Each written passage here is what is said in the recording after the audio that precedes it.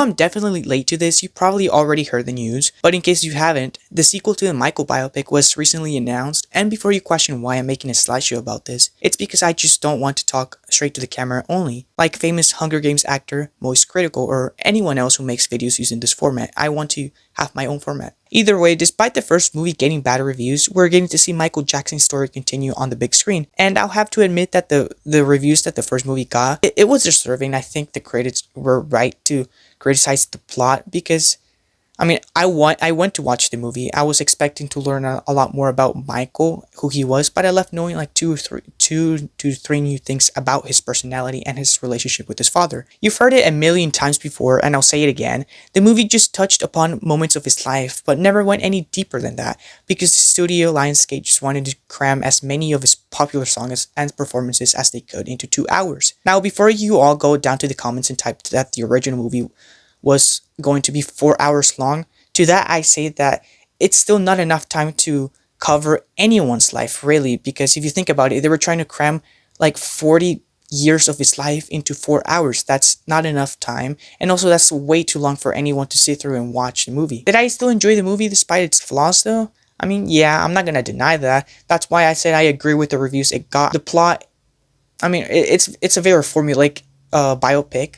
It doesn't reinvent the formula. So I agree with the critics with that, but I also agree with the audiences that the movie was definitely fun. It was fun seeing and watching the performances and songs on the big screen. I'm not going to deny that, right? But in the end, none of this matters. It doesn't matter that the movie has bad reviews or many flaws, because the movie's making a lot of money, and that's what Hollywood cares.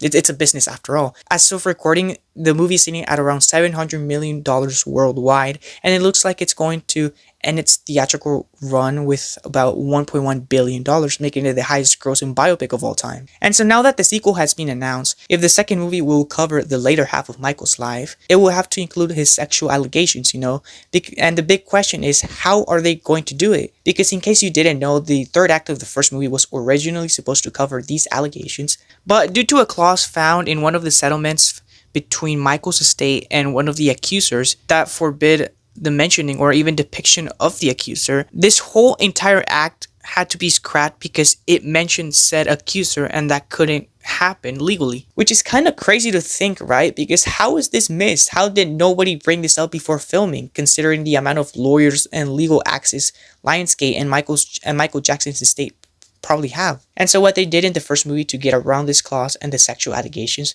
was simply just to not cover them. Spoiler warning in 3, 2, 1, just in case you haven't seen the first movie. It ends during the Bat Tour, which happened long before the allegations. I'm also not using the actual logo to avoid copyright. I don't know how protective Pepsi is or the Michael Jackson state is. I don't want to risk anything. But like I said, the movie ends during the Bat Tour. Well, they can't pull this off again for the second movie. The allegations can't really be ignored this time around because, one, they were a big part of Michael's life, so to not acknowledge them or mention them at all in the sequel would make his life seem very incomplete or overly sanitized. Apparently, during the announcement of the sequel, Lionsgate, or I should say, one of Lionsgate's representatives, say that they plan to recycle around like 25 to 30% of the footage that was originally scrapped in the first movie. And something else that was mentioned too, by the way, is that for the sequel, Lionsgate plans to go back in time and re-explore moments of Michael's life that weren't explored in the first movie. At least they're promising to dive deeper into his life, which is what I wanted to see in the first movie. But, why couldn't they have done this the first time around? Why do they have to do this the second time around? It also doesn't even make sense, at least to me, from a financial standpoint, why Lionsgate would want to make this movie originally 4 hours long and cram way too many things into one movie. Because like I said, 4 hours is way too long. Listen, I love movies and all, but I draw the line at 3 hours and 10 minutes. Anything longer than that and I begin to doze off, and I'm pretty sure I'm not the only one. Alright? Just imagine if the movie had released with the 4 hour runtime and not the 2 hour that we got. I don't think that the movie would be as successful as it is. Who knows? Maybe because this is the Michael Jackson we're talking about. The movie was going to make a lot of money regardless, but I don't think it would have made $700 million.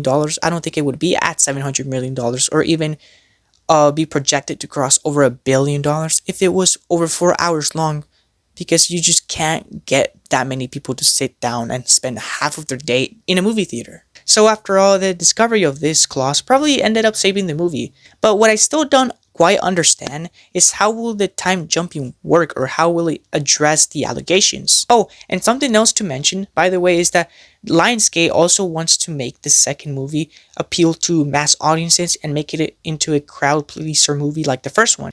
But I don't know how to feel about that. I don't know how they're gonna do that really, because I mean, the second movie is going to tackle sexual allegations, which is a serious topic. So I don't know how many people will be comfortable watching that on the big screen. So it will be interesting to see how the sequel is made. But if there's one thing I want to see from the sequel, is that I hope they name it Jackson and not Michael too.